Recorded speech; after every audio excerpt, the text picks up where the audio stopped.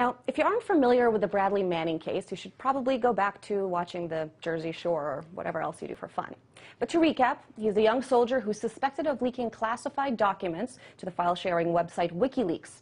Now, the 23-year-old has been held in virtual solitary confinement in a Marine base in Virginia and faces numerous charges, including aiding the enemy, a capital offense that could earn him the death penalty. Now, the fact is that he's yet to be convicted of a crime. Despite this, he spends 23 hours of his day in a windowless 6 by 12-foot cell, forced to strip naked every evening. Conditions that, according to at least one friend, have left Manning in a nearly catatonic state. Now, the saga has divided the country, and it seems also the Obama administration. Now, in the latest developments, the public face of America's foreign policy, P.J. Crowley, has been forced to resign after speaking out about Manning's treatment, saying it was, quote, ridiculous, counterproductive, and stupid on the part of the Department of Defense. Now, there's a lot to discuss here, and for more on this, we're going to be joined by two men with rather different perspectives. Michael Preisner is an Iraq War veteran and anti-war activist. He joins us from the Los Angeles studio. And here in Washington, we have the founder and president of Less Government, Seton Motley. Now, gentlemen, we have quite a bit of time for this, so I do want you to express everything you have to say, but one at a time, please. And Seton, I'm going to start with you. Bradley Manning, villain or hero? Oh, villain for sure. If he's guilty, again, I'm of a mind that if he's convicted of what he's been accused of, he should be executed for sure. That is a capital offense. The amount of information, some of the high security of some of the information.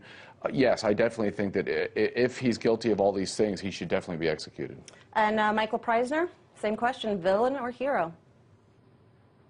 Well, absolutely, he's a hero. What Bradley Manning has revealed is this web of lies around the wars in Iraq and Afghanistan and around U.S. foreign policy as a whole. And I think the thing that's very important for us to focus on with the release of these documents, in particular because right now it's kind of the most pressing issue for U.S. service members and for people here at home, is this war in Afghanistan. And that these documents prove that the Obama administration, the Pentagon, the U.S. government know full well that the war in Afghanistan is lost. Not only that they cannot win the war in Afghanistan, yet they're sending wave after wave of more young men and women for the United States to have their legs blown off to be killed in a war that they know cannot be won. And what Bradley Manning has done is tell the truth when all we're getting from the U.S. government is lies and lies and lies, just like we were fed before the Iraq War. Telling the truth is not a crime. Telling the truth is heroic. The criminals are the ones in the White House and the Pentagon. Criminals are the ones in the White House and the Pentagon. Reaction, Seton? Well, I would agree with that, but on a whole separate set of issues. Look, whether or not we can win in Iraq or Afghanistan is not the point.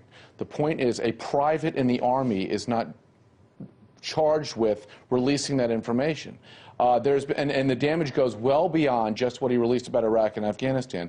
I keep going back to the damaging information he released on the King of Yemen, who has been working with us, and one of the most damaging cable was, you keep killing al-Qaeda and I'll keep taking credit for it. Because, of course, in the Muslim world, everything has to have an Arab face on it.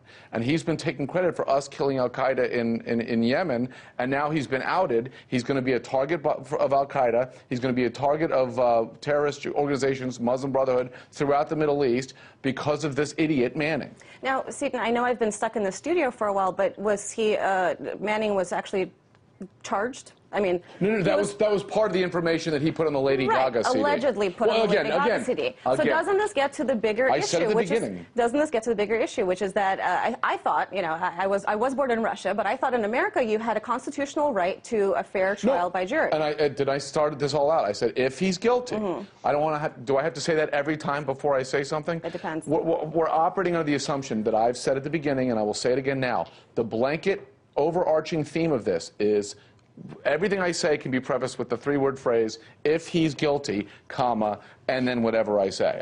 We don't know if he's guilty yet for sure. I want him to be tried. If he's convicted, I want him executed. But going forward in this conversation, every time I say something, it's the unspoken three-word phrase, if he's guilty, comma, and then I'll say whatever I say. Michael Preisner, should Bradley Manning be executed, as our friend here says?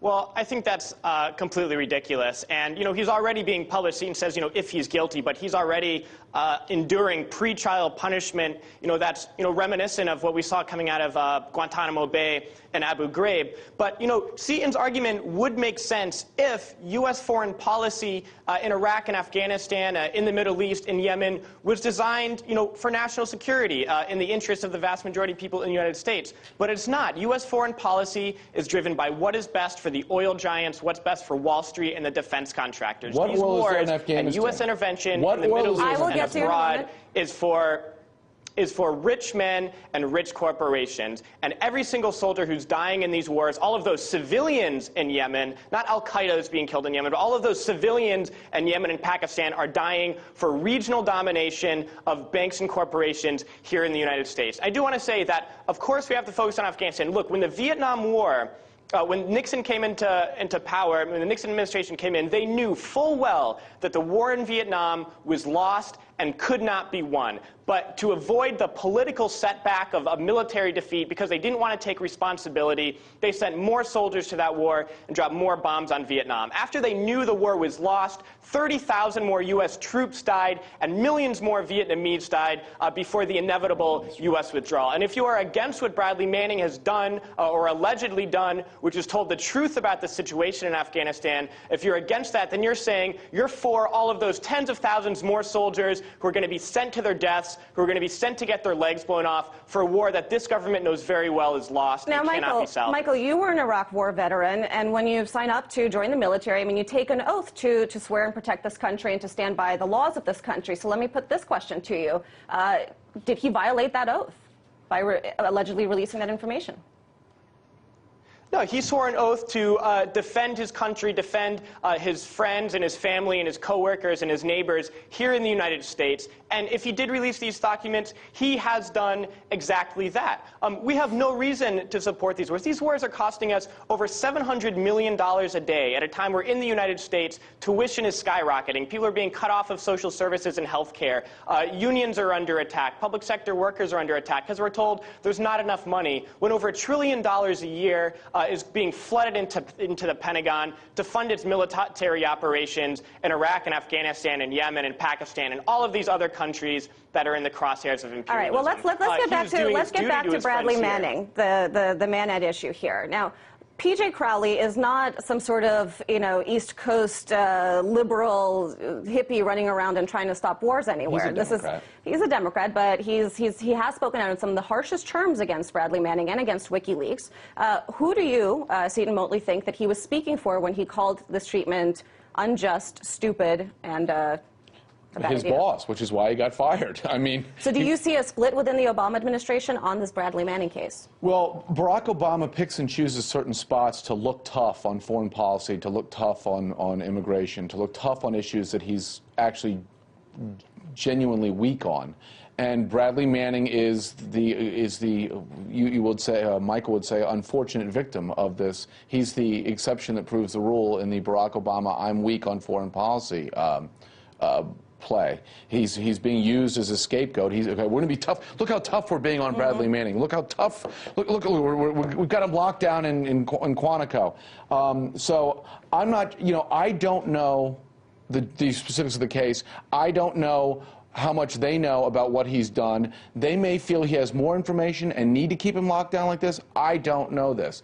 But I want to say something that Michael was rambling back a while ago as he meandered all over the place. Just because you don't like the country's foreign policy doesn't mean you can out it to the planet. That doesn't make you a truth teller. That makes you a traitor. Well, I mean, the U.S. government could be blamed for not protecting the information better. A lot of people had access to that. Well, wait a minute. That's fine. But that means both sides are guilty. That does not detract anything from Daniel Manning if he's guilty. But what it does is it adds blame and culpability to the idiotic system that was set up that a private could go in and unload or download that much data.